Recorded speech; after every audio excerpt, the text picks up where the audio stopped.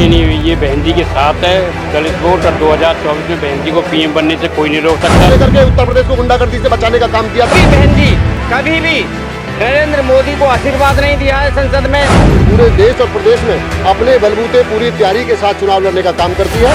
अपना समर्थन तो ले सकती हैं, पर तो अपने मुद्दों के आधार पर समर्थन नहीं दे सकती। हमको बीजेपी को रोकना है, सीपीआई, सीपीएम, बीजेपी। नमस्कार, आप देख रहे हैं न्यूज़ 1 इंडिया और मैं हूं आपके साथ आस्था तिवारी। अगर बात की जाए तो लोकसभा चुनाव जिस तरीके से नजदीक आ रहा है, हर पार्टी जो है सारी तैयारियों में जुट गई है। लेकिन इस बीच सबसे बड़ी अगर देखा जा रहा है तो सबसे बड़ा चिंतन का विषय यही है कि आखिर जो हमारा दलित समाज है उसके लिए कौन सी पार्टी सोच रही है। क्या वाकई जो आज सत्ता पर काबिज है, क्या वो उस पर बात करती है? ये तमाम मुद्दे हैं, इसको लेकर के आज हमारे साथ चर्चा करने के लिए लोग हैं, हम उनसे चर्चा करते हैं।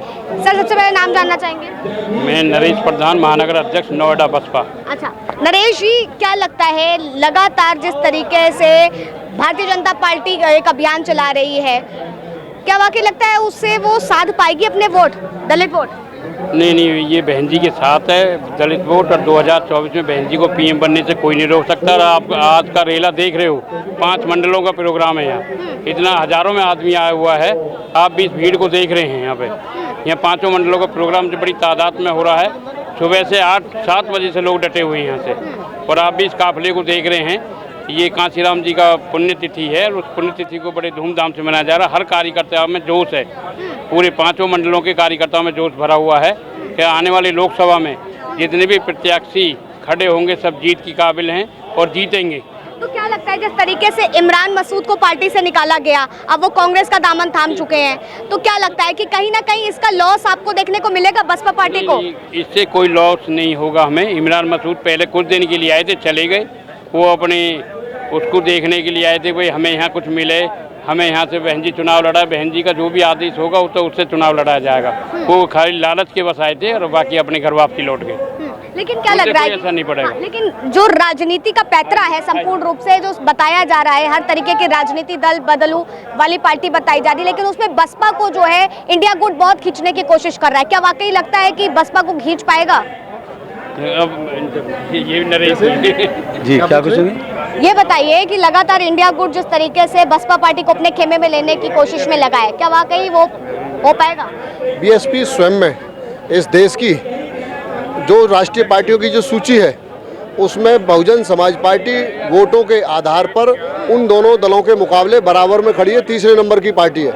वो खेमे में जो खींचने की बात कर रहे हैं वो बेबुनियाद है। बीएसपी इस बहुजन समाज को इस देश का हुक्मरान बनाने के लिए तैयार की गई है, और उसी मकसद से बहुजन समाज पार्टी पूरे देश और प्रदेश में अपने बलबूते पूरी तैयारी के साथ चुनाव लड़ने का काम करती है। और इस बार भी जो माननीय बहन जी कह रही हैं कि बहुजन समाज पार्टी पूरे देश में अपने बलबूते पर चुनाव लड़ेगी, वो यूं ही नहीं कह रही हैं, क्योंकि बीएसपी बनाने का जो मकसद रहा है, जो सामाजिक, आर्थिक, राजनीतिक, शैक्षणिक रूप से जिन समाज के लोगों को पिछाड़ा गया है, उन लोगों को आगे लाने के मकसद से, अपने पैरों पर खड़ा करने के मकसद से, इस देश का हुक्मरान बनाने के मकसद से बहुजन समाज पार्टी बनाई है। इसलिए बहुजन समाज पार्टी अपने बलबूते पर चुनाव लड़ करके जिस तरह से उत्तर प्रदेश में 4 बार हुकूमत बनाई है, उसी तरह से इस बार 2024 में आदरणीय बहन जी के नेतृत्व में बहुजन समाज पार्टी के नेतृत्व में चुनाव लड़ा जाएगा, और आने वाली दिल्ली की जो कुर्सी होगी उसमें बिना बहुजन समाज पार्टी के कोई भी नहीं बैठेगा। लेकिन इस बीच अगर बात की जाए तो जिस तरीके से भारतीय जनता पार्टी जय भीम का कई कार्यक्रम चला रही है, जिसमें जो है प्रतिभागियों को जो है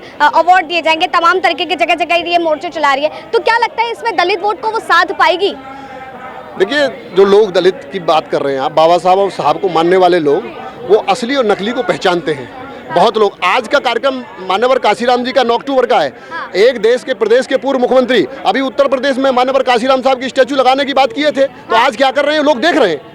आज साहब का परिनिर्वाण दिवस है, उनका नाम लेने वाले नहीं है वो लोग, आज उन्होंने नाम नहीं लिया और वो स्टैचू की बात करते हैं। तो इस समाज के लोग ये विवेकशील हैं और असली और नकली में पहचानते हैं। सोने की तरह ही लगता है पीली धातु, लेकिन वो सोना नहीं होता है। इसलिए बहुजन समाज के लोग जागरूक हैं, और निश्चित तौर पे जो कहीं पीछे कमी हुई होगी उसको सुधार करके इस बार बहुजन समाज पार्टी के नेतृत्व में दिल्ली की कुर्सी कब्जाने का काम करेंगे। ठीक है, तो क्या लगता है जिस तरीके से धर्म की राजनीति पर आज के समय पार्टी को घसीटा जा रहा है कि दोनों, चाहे इंडिया गुट हो चाहे सत्ताधारी पार्टी हो, दोनों ही धर्म की राजनीति कर रहे हैं। अगर बसपा पार्टी सत्ता में होती तो क्या ये जो धर्म की राजनीति पर आज रात कतरा चल रहा देखने को मिलता?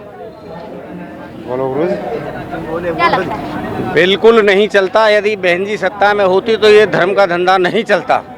वो केवल मिशन सब समाज को लेकर ही, उनका मिशन ही ये है कि हम सब समाज को समांतर ला करके इस देश पे सत्ता का शासन करेंगे। धर्म की नीति केवल डिवाइड एंड रूल का काम करती है। ये जातियों को तोड़ तोड़ करके देश को बर्बाद करने का काम करते हैं धर्म के नाम पर। वरना हमारे बहन जी का, हमारे मिशन का ये काम नहीं है कि हम धर्म के नाम पर इस देश को बंटवारा करेंगे। एक तरफ ये बात कही जाती है कि अंदर ही अंदर मायावती जी जो है वो भारतीय जनता पार्टी को सपोर्ट करती हैं, और लेकिन एक तरफ देखा जाए तो भारतीय जनता पार्टी जय भीम का एक कार्यक्रम चला रही है। ये बिल्कुल गलत बात है। हाँ। बहन जी भारतीय जनता पार्टी के बी टीम नहीं है। जो ये लोग कहते हैं वो भारतीय जनता पार्टी की बी टीम है, क्योंकि बहन जी कभी भी नरेंद्र मोदी को आशीर्वाद नहीं दिया है संसद में। यदि आशीर्वाद दिया है तो मुलायम सिंह यादव ने दिया है।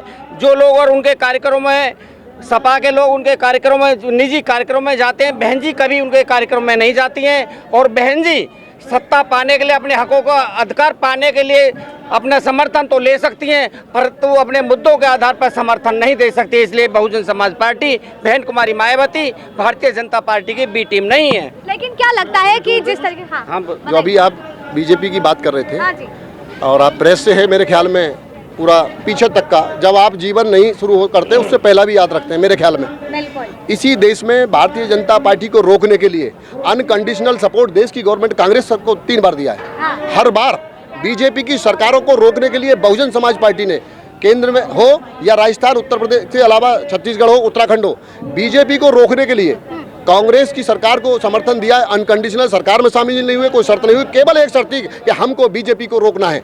तो ये बात बेबुनियाद है और आपके साथ इससे बड़ा प्रमाण नहीं हो सकता है। लेकिन लगातार जो चर्चाएं हैं, हम उस चर्चा पर बात कर रहे हैं। अगर देखा जाए तो पार्टियां जो हैं गठबंधन कर लेती हैं, तमाम चीजें होती हैं। पहले भी गठबंधन काफी हुए हैं, भारतीय जनता पार्टी के साथ भी देखा गया है, सपा के साथ भी देखा गया है, तो उस समय ये चर्चा होना जायज हो जाता है। भारतीय जनता पार्टी की जो गठबंधन की बात करते हैं, शुरुआत होती है 1995 से। भारतीय जनता पार्टी ने समर्थन नहीं दिया। आप याद करिए, उस समय कांग्रेस, सीपीआई, सीपीएम, जनता दल, उत्तर प्रदेश में बीजेपी के अलावा जितने दल थे सपा के अलावा, सारे लोगों ने माननीय काशीराम साहब और बहन जी को कहा कि उत्तर प्रदेश में गुंडागर्दी से निजात दिलाइए, आप ही उत्तर प्रदेश को गुंडागर्दी से बचा सकते हैं। तो सारे दलों ने, इवन कांग्रेस ने भी, सीपीआई, सीपीएम, बीजेपी, यानी समाजवादी के अलावा जितने दल थे उत्तर प्रदेश में, सारे लोगों ने बहुजन समाज पार्टी को अनकंडीशनल सपोर्ट देकर के उत्तर प्रदेश को गुंडागर्दी से बचाने का काम किया था। ये बात आपको याद रखनी चाहिए और लोगों को बतानी चाहिए कि हमने, बीजेपी ने नहीं दिया हमको, कांग्रेस ने भी साथ में दिया था, जनता दल ने भी दिया था, सीपीआई, सीपीएम ने भी दिया था। लेकिन इस बीच अगर देखा जाए तो आज सत्ताधारी जो पार्टी है भारतीय जनता पार्टी एक तरफ है, दूसरी तरफ अगर देखा जाए इंडिया गुट पूरा तैयार है।